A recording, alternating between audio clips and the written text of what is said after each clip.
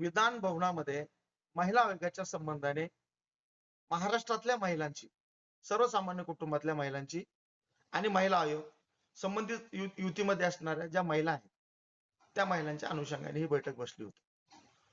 पण या बैठकीमध्ये आम्हाला सामील करा आणि आम्हालाही काहीतरी बोलायचं म्हणून काँग्रेसची एक महिला, उभाटाची एक महिला आणि माननीय शरद पवार साहेबांच्या पक्षाची एक महिला, या तिघीनं म्हणजे खडसेताई, सुषमा आणि ह्या त्या काँग्रेसच्या महिला यांनी तिथं गोंधळ घातला.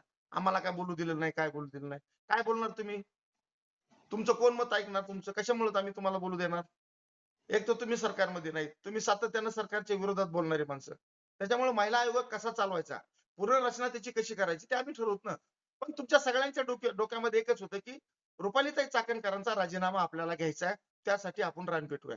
रुपालीताई चाकणकर यांचा राजीनामा घेतला जाणार नाही, त्यांचा राजीनामा स्वीकारला जाणार नाही. महायुतीच्या सगळ्या नेत्याचं ठाम आणि स्पष्ट मत आहे.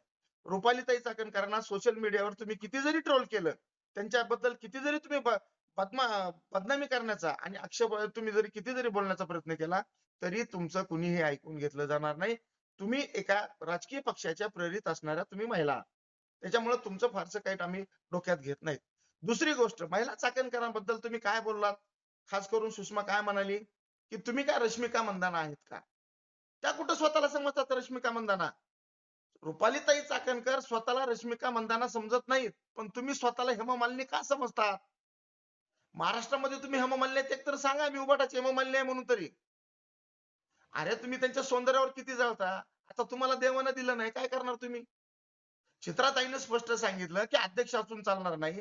त्याच्या समितीमध्ये ती जी सदस्य आहेत, ती सदस्य आपण घेऊया. माझं स्पष्ट म्हणणं आहे, महिला आयोगाला, युती सरकारला, महाराष्ट्र शासनाला इथल्या दलित वंचित घटकातली एक महिला तुम्ही प्रतिनिधित्व म्हणून घ्या. इथली आदिवासी महिला घ्या. मुस्लिम महिलांना प्राधान्य तुम्ही द्या. ज्या ज्या महिलावर अन्याय अत्याचार होतो अशा समाज घटकातल्या महिलांना तुम्ही सदस्य म्हणून घ्या.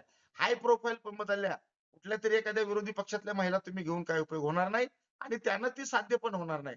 रुपालीताई चाकणकरांचा राजीनामा घेतला जाणार नाही. आम्ही घेऊ दिला जाणार नाही.